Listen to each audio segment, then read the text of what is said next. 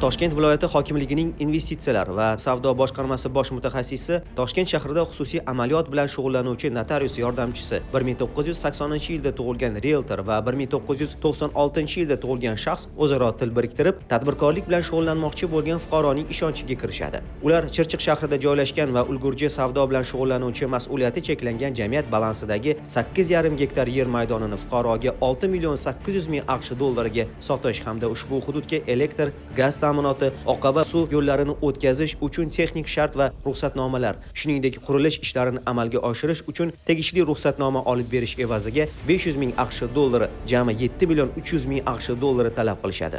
Nima maqsadda oldingizlar pul? Yer sotib beramiz. Qanchada o'sha miqdori? 16 pochka qo'ydilar, sanab olaydi. 16 pochka. Pul qayerda turibdi? Mashq pullar.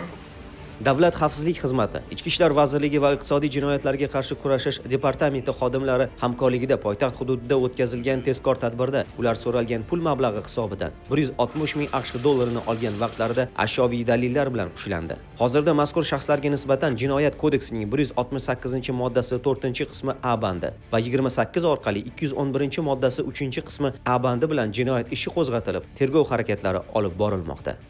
Boshqa holatda esa Toshkent shahrida yashovchi 1986-yilda tug'ilgan fuqaro 2022-yilning oktyabr oyida maishiy xizmat ko'rsatish shoxobchasi qurish maqsadida Yashnobod tumanida joylashgan 80 kvadrat metr yer maydonini e-auksion dasturi orqali yutib 49 yil muddatga ijaraga oladi. Ammo turli sabablarga ko'ra qurilish ishlari to'xtab qolib, yer maydonidan uzoq muddat davomida foydalanilmaganligi bois joriy yilning sentyabr oyida Yashnobod tumani hokimligi tomonidan ijara shartnomasini muddatidan oldin bekor qilish bo'yicha fuqaro sudiga da'vo arizasi kiritiladi. Lekin tadbirkor tomonidan asoslantiruvchi hujjatlar taqdim etilgach, sud uning foydasiga hal qiluv qarori qabul qiladi. Sud jarayonlarida da'vogar sifatida qatnashgan Yashnobod tumani hokimligi bosh yuristkonsulti esa o'z xizmat mavqeyidan foydalanib, sudning hal qiluv qarori ustidan apellyatsiya shikoyati bermaslik evaziga tadbirkordan 5,000 AQSh dollari talab qiladi.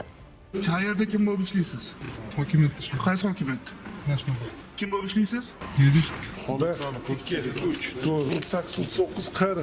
40 dona 100 AQSh dollarlik, jami 4,000 AQSh dollar.